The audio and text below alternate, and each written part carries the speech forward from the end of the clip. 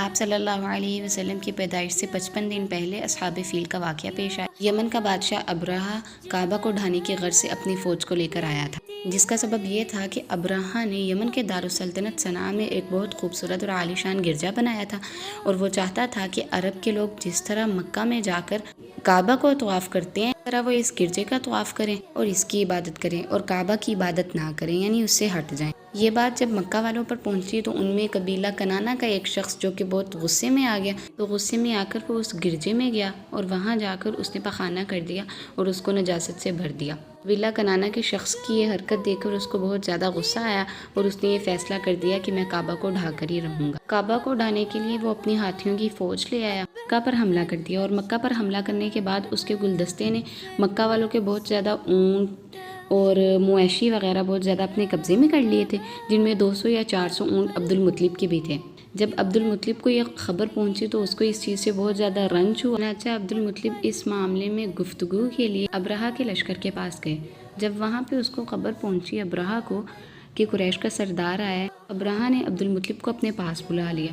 تو اس نے عبد المطلب کو دیکھا کہ بہت ہی زیادہ بلند قامت، رعبدار شخصیت اور نہایت ہی خوبصورت اور جمیل ہے، اور ان کی پیشانی پر نبوت کا نور چمک۔ تو بے اختیار وہ اپنی تخت شاہی سے اٹھ گیا۔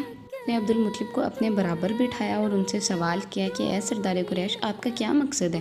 اس پر عبد المطلب نے کہا کہ میں آپ سے ان بکریوں اور اونٹوں کا مطالبہ کرنے آیا ہوں جو کہ آپ کی قوم ہانک لائی ہے۔ یہ سن کر ابرہہ کو بہت زیادہ حیرت ہوئی اور اس نے کہا کہ اے سردار، میں نے تو آپ کو بہت زیادہ حوصلہ مند اور شاندار آدمی سمجھا تھا، لیکن آپ مجھ سے اپنے اونٹوں اور بکریوں کا مطالبہ کر کے اپنا وقار گرانا چاہتے ہیں۔ عبد المطلب نے جب یہ بات سنی تو اس نے کہا کہ میں تو اونٹوں کا مطالبہ کرنے آیا ہوں، اور کعبہ میرا گھر نہیں ہے۔ کعبہ جس کا گھر ہے وہ اس کی خود حفاظت کرے گا، یعنی اللہ تعالیٰ کی ذات۔ یہ سن کر ابرہہ طیش میں آ گیا اور اس نے کہا کہ اے سردار قریش، سن لیجیے، میں کعبہ کو ڈھا کر اس کی اینٹ سے اینٹ بجا دوں گا اور یہ زمین سے اس کا وجود ختم کر دوں گا۔ آپ کے لوگوں نے میرے گرجے کی بے حرمتی کی ہے، جس کی وجہ سے میں کعبہ کو ڈھا دوں گا۔ یہ سن کر عبد المطلب نے کہا کہ پھر یہ آپ کا معاملہ اور خدا کا معاملہ، جب آپ نے فیصلہ کر ہی لیا ہے تو میں سفارش کرنے والا کون؟ اس گفتگو کے بعد ابرہہ نے ان کو ان کے اونٹ اور بکریاں وغیرہ لوٹا دی اور عبد المطلب اپنے گھر کی طرف روانہ ہو گئے، اور مکہ پہنچنے کے بعد مکہ والوں کو حکم دیا کہ اپنے مال مویشیوں کو لے کر مکہ سے نکل جاؤ، پہاڑ کی چونٹیوں پر چڑھ جاؤ۔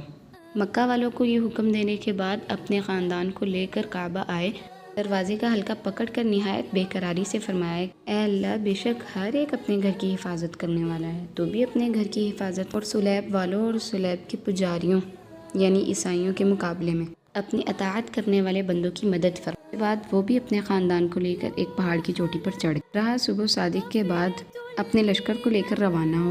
جب وہ مقام غمس میں پہنچے تو اس کا ہاتھی جس کا نام محمود تھا وہ بیٹھ گیا۔ بہت زیادہ ہانکنے کے بعد بھی وہ نہ اٹھا۔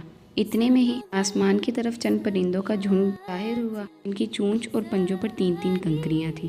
اس کے ساتھ وہ تمام قوم کو مارتے تھے، اور ایک کنکری اس طرح لوگوں کو بجتی تھی کہ ان کے دماغ سے لے کر ہاتھی کے درمیان سے ہو کر سیدھا نیچے کو نکلتی تھی، یعنی چیر دیتی تھی۔ کہا کہ قوم کا کوئی بھی فرد نہ بچا، سب ہلاک ہو گئے، سب کے جسم کے ٹکڑے ٹکڑے ہو گئے تھے وہاں پر۔ جب ابرہہ اور اس کے لشکر کا یہ انجام ہوا تو سارے قوم یعنی مکہ والے جو ہے وہ پہاڑ کی چوٹی سے نیچے آ گئے اور عبد المطلب نے خدا کا شکر ادا کیا۔ اس واقعے کے بعد تمام قوم عبد المطلب کو بہت زیادہ قابل عزت سمجھنے لگی اور خدا کا بزرگ سمجھنے لگی۔ آج کا سبق بس اتنا ہی تھا۔ کل ہم آپ صلی اللہ علیہ وسلم کے والد مبارک حضرت عبداللہ کے بارے میں پڑھیں گے۔ اگر ویڈیو اچھی لگی تو ویڈیو کو لائک اور چینل کو سبسکرائب لازمی کریں۔